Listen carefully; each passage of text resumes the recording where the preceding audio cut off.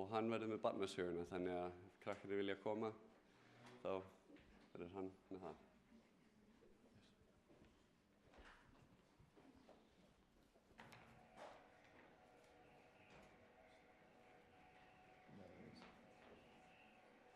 They sit right on the front, so I sit in the chair facing this way.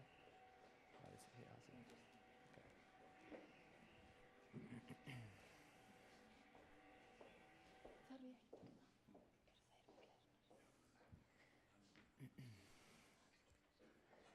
Good morning, kids.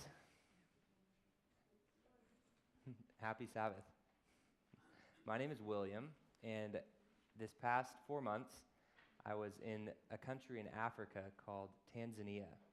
Gleðilegan hvíldardag, ég heiti William og ég var í landi í Afríku sem heitir Tanzania. Ég var þar síðustu 4 mánuði. Do any of you all know what kind of animals live in Africa? Vitið þið nokkuð hvaða dýr búa í Afríku? Can you give me some names of animals that live in Africa? Hvaða dýr búa þar?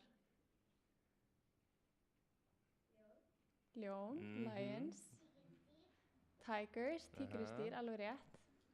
Any others? Einhver önnur dýr? Fílar, elephants.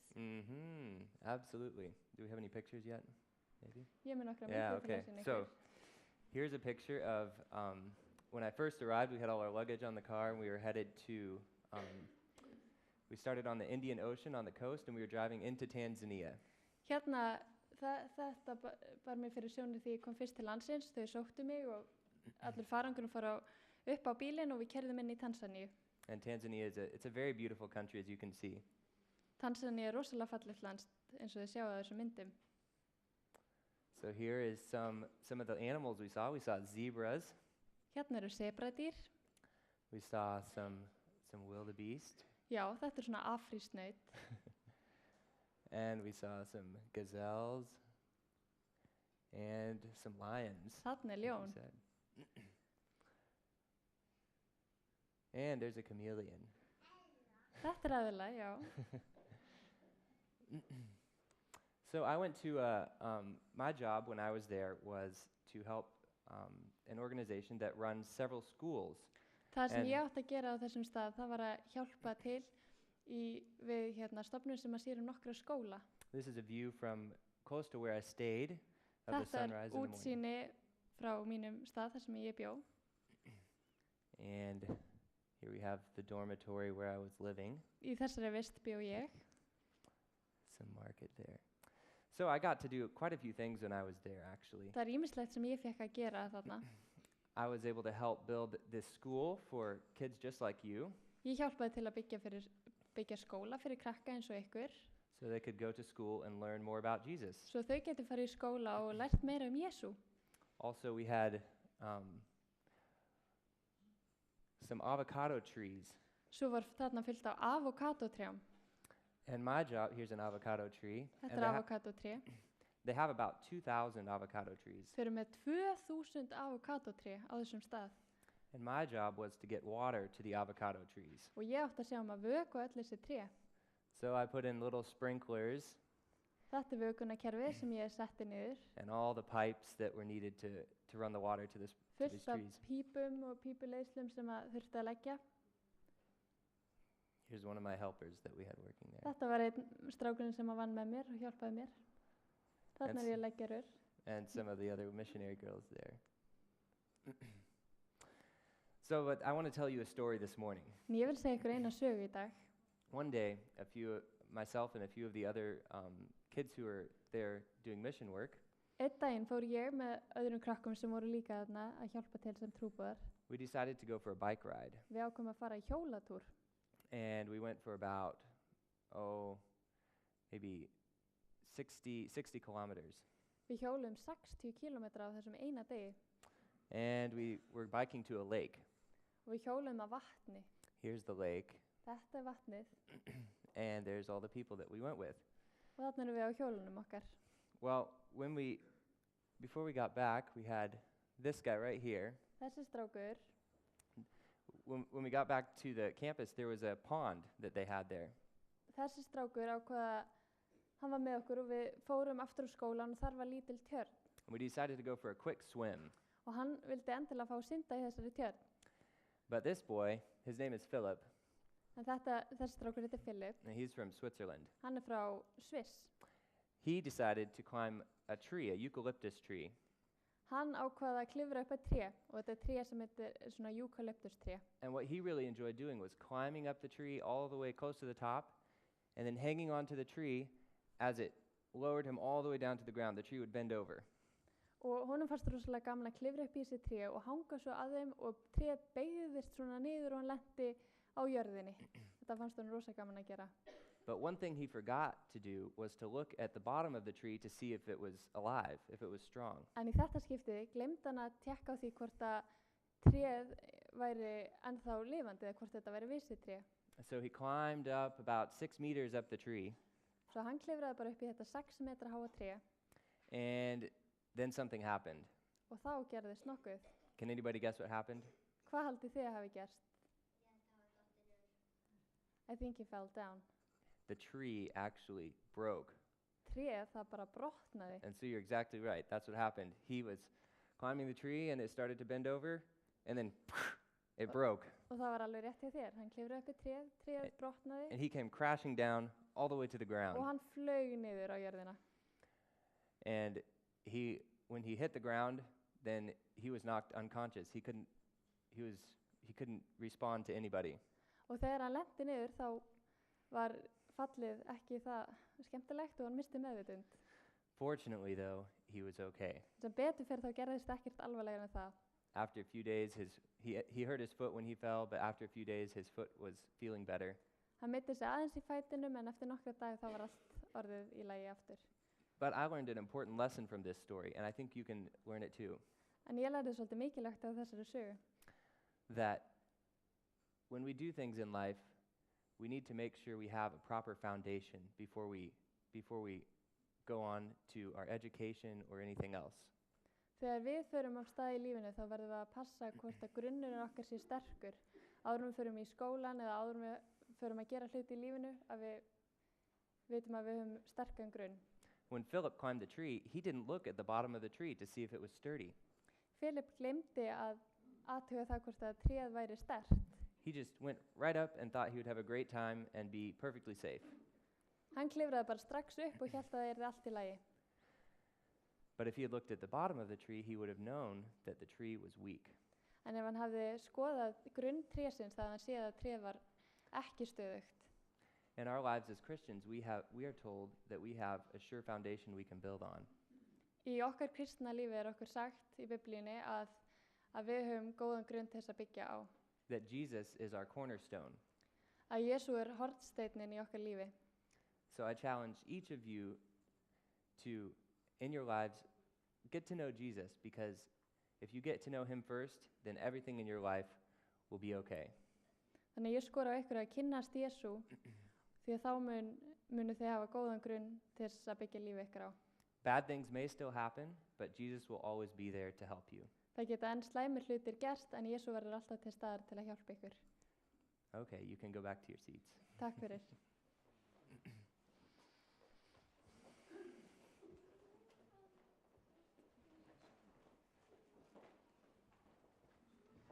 Nú skulum við syngja sálmi nummer 210. Sálmi nummer 210. Þú himinn djúpa helga náð.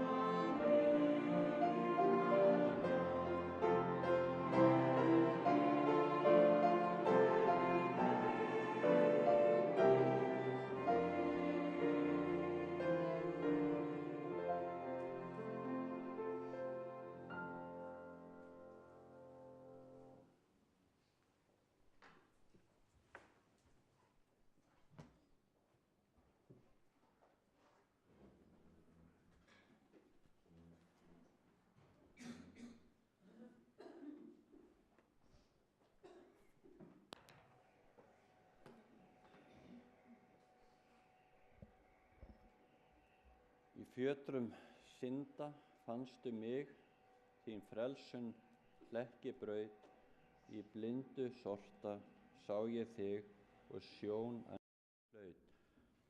Þetta er gríðarlega fallegur sálmur, bæði lagið og textinn. Okkur þykir gaman að syngja hann og ég heyrði hvað þið tóku vel undir. Og það er ekkert skrítið því að boðskapurinn er svo fallegur. Boðskapurinn náðina. En fólk í okkar kirkju og í öðrum ýmsum kirkjudeildum virðist eiga í erfiðleikum með skilningin á náðinni og frelsunar áforminu. Og það er ýmsar ástæður sem liggja á baki og uppruni, menning og ýmislegt annað spilar þar inn í. En það er spurning sem ég velti stundum fyrir mér og hún hljóðar eitthvað svona: ef ég frelsast fyrir náð, hvers vegna biður Guð mig að hlýða? Hefur þú velt þessari spurningu fyrir þér? Ef þú hefur þann skilning að hvíldardags helgihald eða sneiða hjá óhreinni fæðu eða dýraafurðum yfirleitt eða ýmislegt annað sem okkur dettur í hug eða við finnum í Biblíunni, ýmsar svona ráðleggingar, eða við höldum að þetta sé mikilvægt til þess að þóknast Guði og framfylgja biblíulegum meginreglum svo að við frelsumst, þá er stórt vandamál á ferðinni. Vegna þess að þá hljótum við að komast að þeirri niðurstöðu að óhlýðni valdi því að við glötumst. Og ef við íhugum þetta aðeins, ef það er það sem við trúum eitthvað þessa leið, þá erum við eins miklu farísear og farísearnir voru forðum. Ef við höldum að hlýðni okkar sé áhrifavaldur varðandi frelsun okkar, þá erum við sennilega meiri farísear heldur en farísearnir forðum. En ef hvíldardags helgihald hjálpar okkur ekki til að frelsast og okkar virðingarleysi við hvíldardags helgihald veldur því ekki að við glötumst, hvers vegna höldum við þá hvíldardaginn heilagan? Og þetta versnar enn. Hvers vegna biður Guð mig að virða hvíldardaginn þegar hann veit að hlýðni mín hjálpa mér ekki neitt til þess að frelsast? Og óhlýðni mín, hún veldur því heldur ekki að ég glatist. Og þá spyr ég Guð, af hverju er þetta svona? Af hverju er þetta að gera með þetta? En í Biblíunni þá finnum við, þetta er næstu glæru, við komum hérna 3 vers sem að skýra þetta aðeins nánar. Við finnum það í Rómverjabréfinu 3. kafla, vers 20, og þetta er bara 3 vers af löngum lista af versum, nokkur hundruð vers sem að fjalla þetta efni sem við finnum í Biblíunni. En þar segir 20. vers: því að enginn lifandi maður réttlætist fyrir honum af lögmálsverkum, en fyrir lögmál kemur þekking syndar.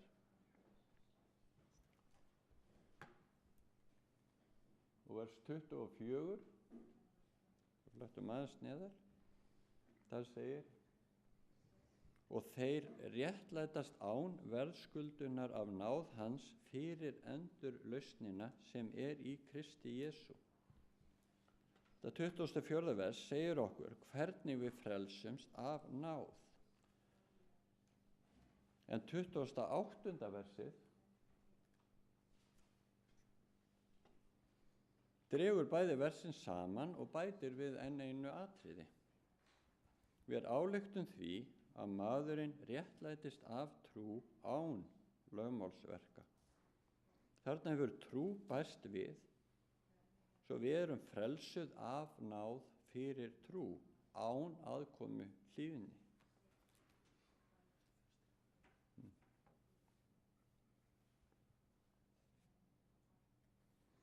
Hér útskýrir Páll svo yndislega skýrt að það er náð Krists sem frelsar okkur en ekki hlýðni né verk okkar, heldur fyrir trú okkar. Er þetta ekki rökrétt og einfalt? Og ég vissum eitthvað líkar þessi vers, þessi boðskapur. Páll, hann heldur þessu fram og við vitum að hann er þungavíktamaðurinn í Nýja testamentinu. Hver skýrir frelsunar áformi betur en hann? En það eru 3 önnur vers sem er líka hluti af löngum lista af versum, nokkur 100 vers sem er að finna það efni, sem gefur svolítið aðra sýn á málið. Og þar finnum við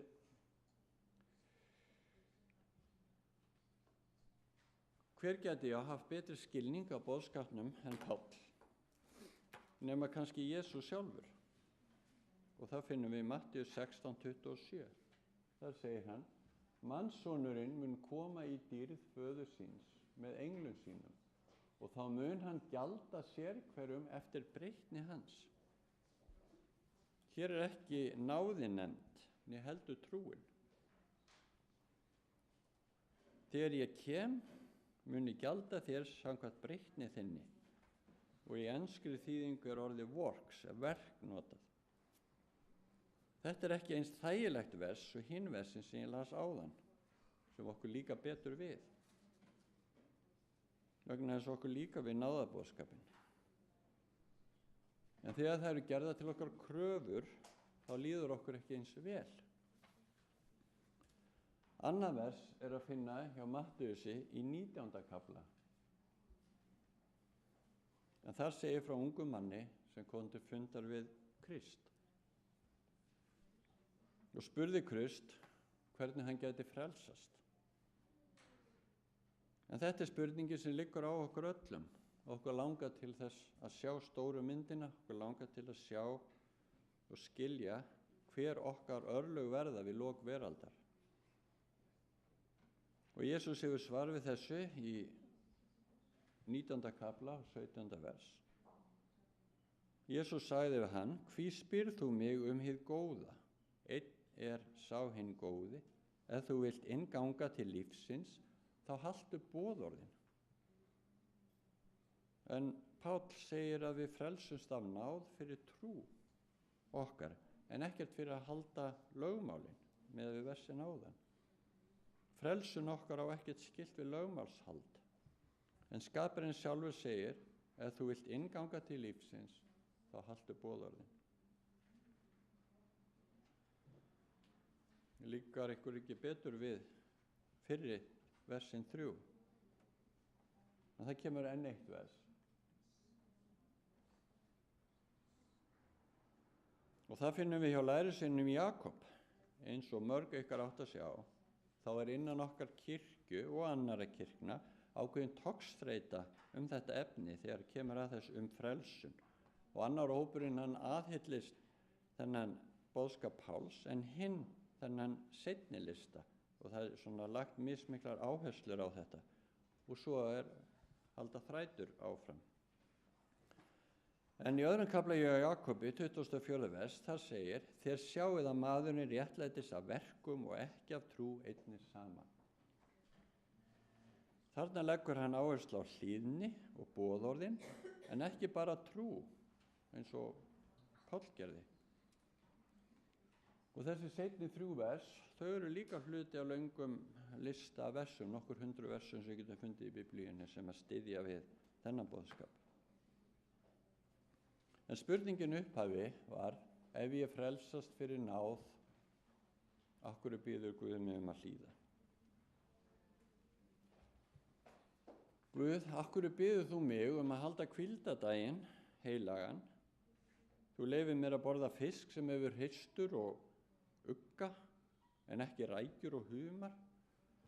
Og svo framvegis, við getum fundið margar svona ráðleggingar til okkar vísvegar í Biblíunni. Og af hverju má ég ekki bara gera það sem ég vil?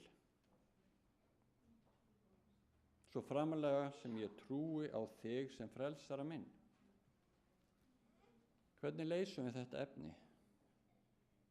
Og ef þú getur ekki svara spurningunni, af hverju frelsast fyrir náð, hvers vegna biður Guð mig að hlýða, þá erum við svolítið alvarlegri stöðu. Vegna þess að skilningurinn af frelsunni grundvöllur fyrir öllu öðru. Og í rauninni hef ég ekkert að segja við náunga minn ef ég skil ekki frelsuna áformið.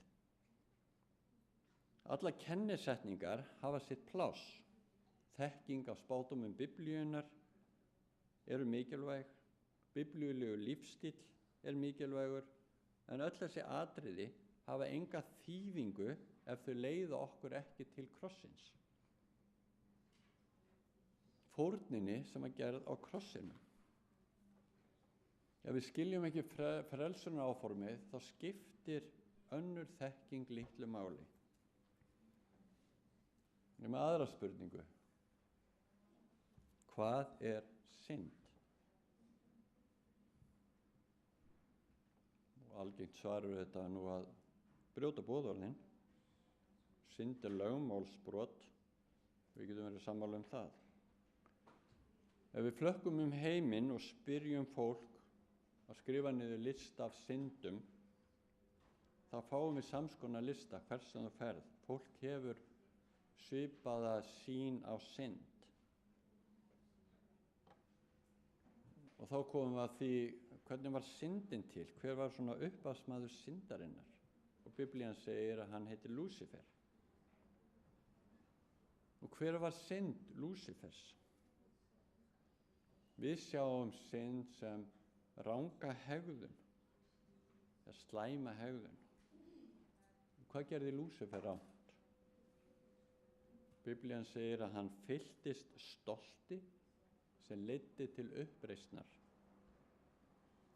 Við mennirnir, við erum gjörn á það að flokka syndir, búin til nokkra syndaflokka, svona flokkur sem eru svona ægilega syndir, svona forboðnar syndir. Og svo eru til syndir sem okkur svona, getum kallað umbornar syndir, og svo kannski svona syndir sem eru svona eigilega í lagi syndir. Og svo tökum við eitt boðorði, númer 7, og segjum, ef við brýtur það, þá lifur í synd. Gerum við þetta, en við notum það ekki yfir hin boðorðin.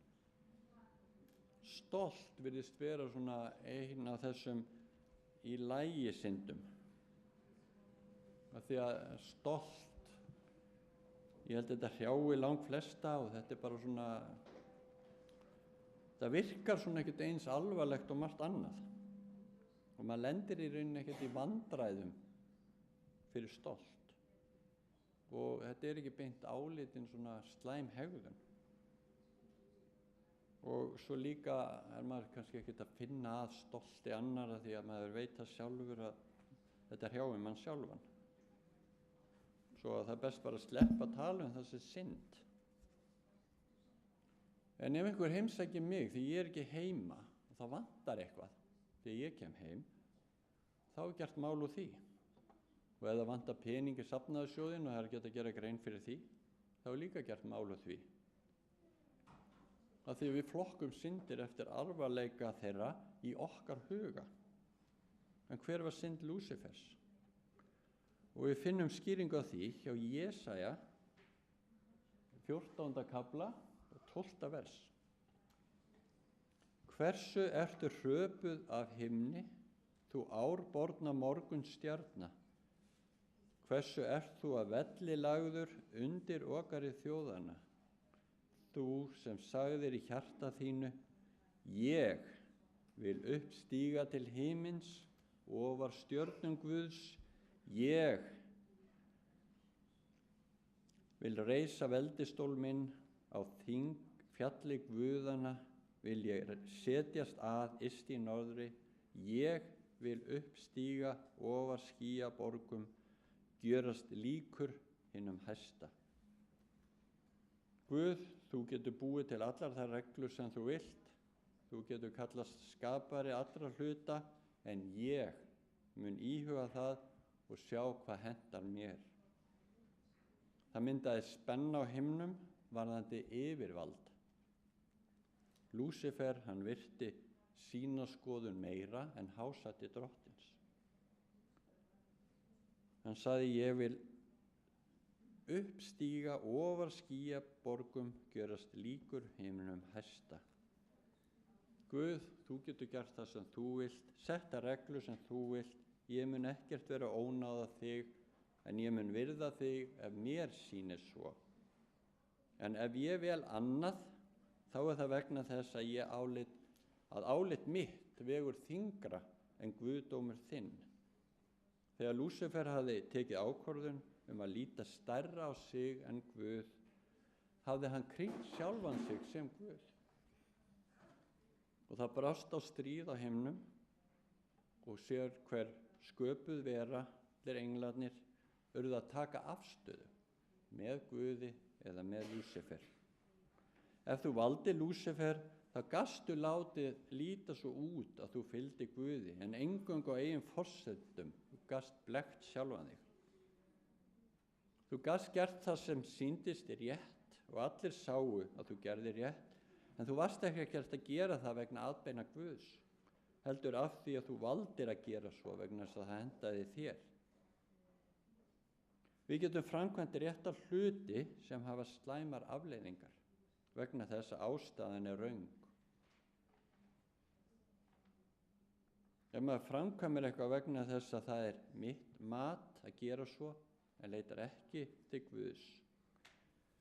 Það var stríð á himni og englarnir stóðu frammi fyrir vali, hverjum skal ég fylgja? Lúsifer og englar hans yfirgáfu himinin og þeir settust að á okkar plánetu, en þar voru fyrir aðeins 2 einstaklingar. Og 1. Mósebók, 3. kafli, segir okkur hvað gerðist þar.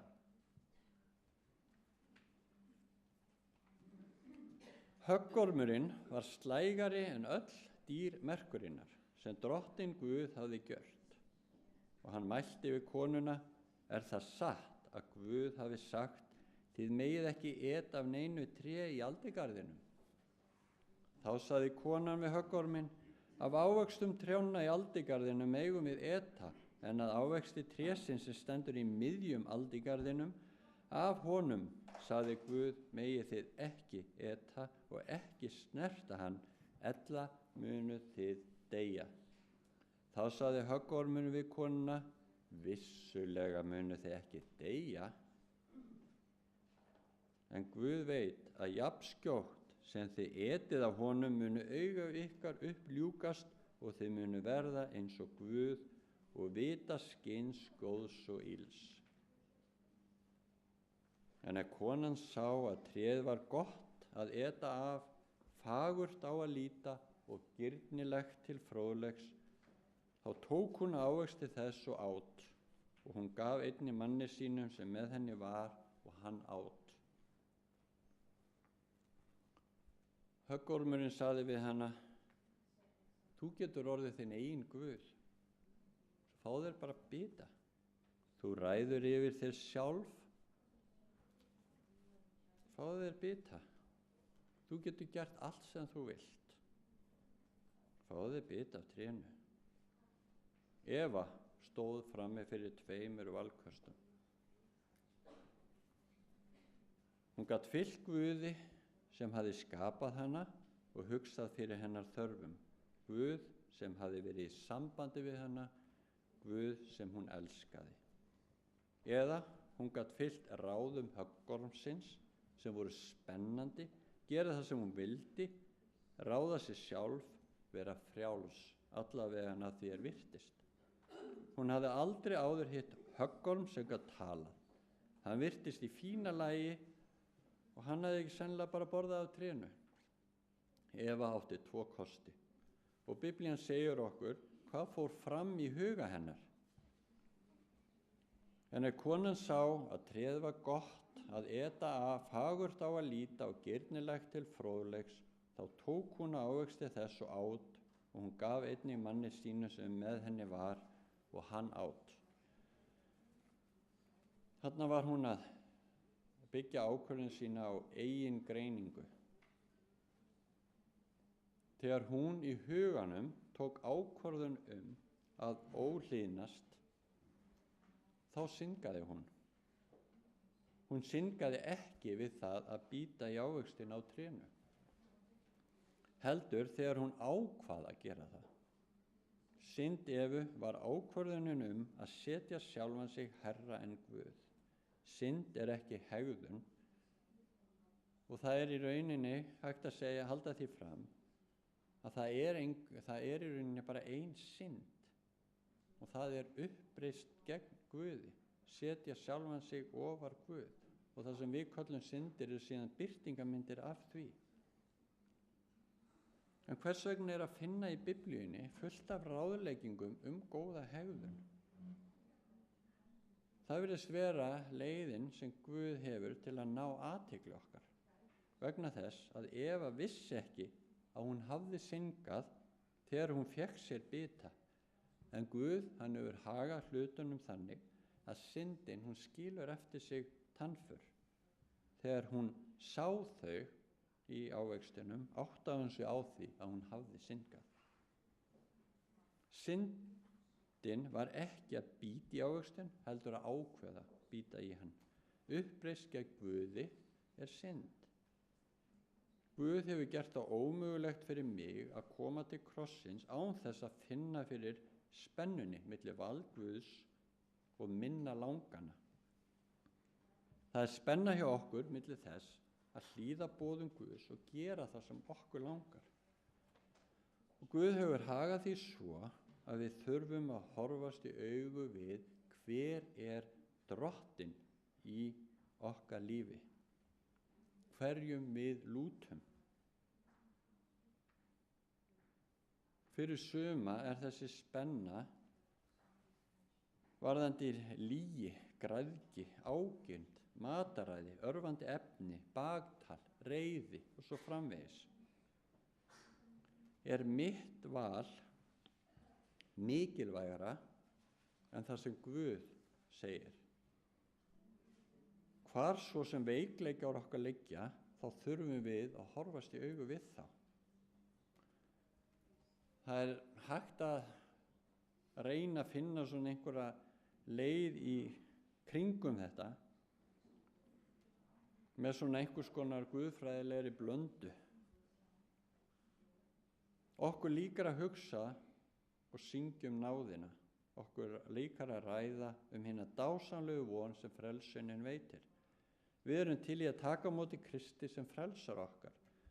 En textinn þar sem fjallar Guð sem drottinn, sem yfirvald okkar, hann er stundum óþægilegur. Vegna þess að oft vil ég bara taka á móti Kristi á mínum forsendum.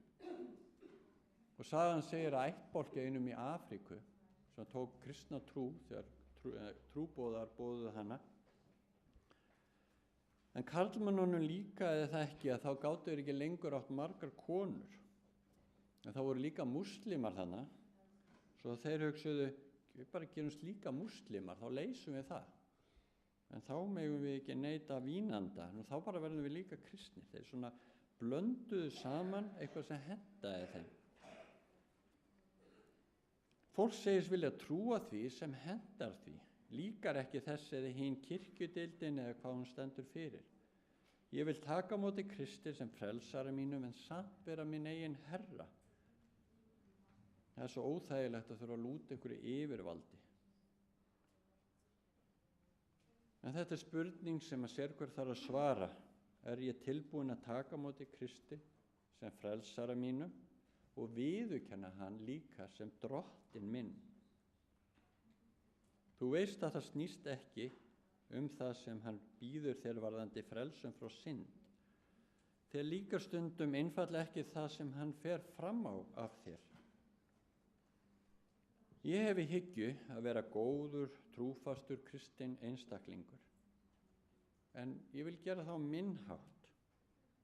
En því miður þá er ekki nóg að taka á móti Kristi sem frelsara en hafna honum svo sem drottni.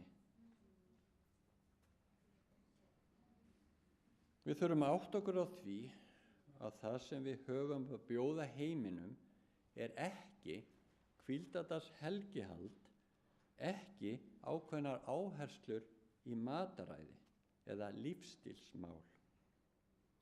Getur það verið að við séum þekkt fyrir laugardaginn og svínakjöt? Það væri svolítið sorglegt ef svo væri. Það sem við höfum upp á að bjóða er skilningurinn á frelsandi sambandi við Guð. Að taka á móti honum sem frelsara og drottni okkar. Við megum til með að falla á kné daglega, lofa hann fyrir þann óskiljanlega kærleika til okkar og gefa okkur á vald hans. Við munum ekki bara byrja á því að hlýða honum. Hann þarf að breyta mér svo að það sem ég geri er vegna þess að ég vil gera það vegna hans. Svo langanar mínar breytast í það sem á við, sem passar við áætlun Guðs. Hlýðni er ekki það erfiðasta, heldur breytingin á persónuleika, á lyndiseinkunum inni. Í stað þess að vera skeytingarlaus og kærleiksraus, þá breytir hann mér og kennir mér að elska aðra eins og hann gerir. Hann breytir minni persónu. Það er eitthvað sem ég get ekki gert. Aðeins hann getur gert það. Þá fyrst hef ég eitthvað að bjóða náunga mínum. Og Ellen G. White skrifar í bók Þrá aldanna, blaðsíðu 571, og segir hún: lögmálið krefst réttlætis, réttláts lífernis, fullkominnar lyndiseinkunnar, og það á maðurinn ekki til. Hann getur ekki uppfyllt kröfur heilags lögmáls Guðs, en Kristur sem kom til jarðarinnar sem maður, lifði heilugu lífi og þroskaði með sér fullkomna lyndiseinkun. Þetta býður hann fram ókeypis hverjum sem þiggja vill. Líf hans er ábyrgt fyrir lífi mannanna. Með því móti öðlast þeir fyrirgefningu synda liðins tíma fyrir umburðarlyndi Guðs, og það sem meira er, Kristur gefur mönnunum eiginleika Guðs. Hann byggir upp mannlega lyndiseinkun eftir fyrirmynd guðlegra lyndiseinkunar. Traustan vefnað andlegs styrks og fegurðar. Þannig fullkomnast réttlæti lögmálsins í þeim sem á Krist trúa. Guð getur verið réttlátur og réttlætt þann sem trúir á Jesú. Svo segir í Rómarbréfinu 3:26. Þekking á spádómum 1260 árin, 2300 dagarnir, ártölin í Daniel frá 457 til endurkomunar og svo framvegis. Þessi spádómar eru mikilvægir, en eingöngu til að leiða fólk til krossins. Að skilja náðaboðskap Krist og eignast hugrekki í honum. Við búum yfir mikilli þekkingu á boðskap Biblíunnar, en það skiptir engu máli nema vegna skilningsins á frelsunar áformi Krists. Þegar Guð talar til mín og segir: Elías, þú ert frelsaður fyrir náð, og ég spyr: Guð, af hverju biður þú mig þá að hlýða? Þá átta ég mig á því að það er vegna þess að ég þrái að elska Guð og þóknast honum, lúta valdi hans. Guð, þú ert sá sem stjórnar, ég ætla ekki að þræta við þig. Heldur, daglega kýs ég að gefa mig þér á vald. Guð, ég er þinn, takk fyrir frelsun þína, en á meðan ég er enn hér á jörðu niðri, hjálpaðu mér að vera eins kærleiksríkur og þolinmóður eins og þú ert.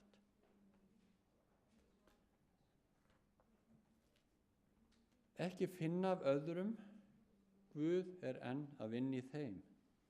Segðu þeim heldur hvað Guð að gera í þér, hvað Guð hefur gert fyrir þig og hvað hann vill gera með líf þitt.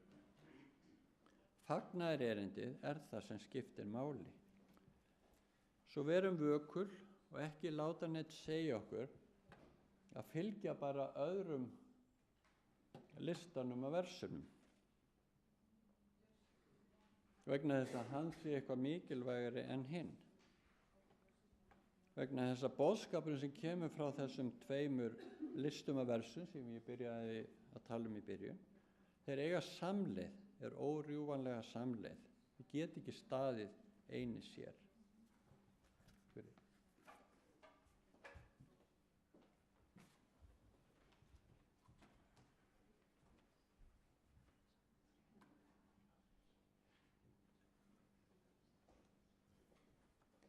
Við skulum syngja sálmi númer 345.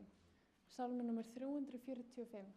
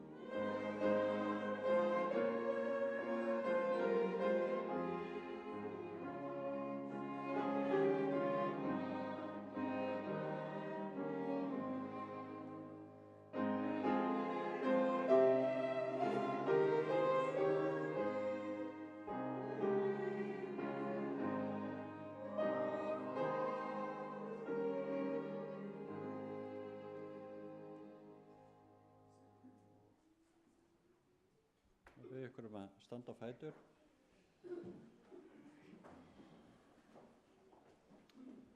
Drottinn blessi þig og varveiti þig. Drottinn láti sína ásjónu lýsa yfir þig og sé þér náðugur.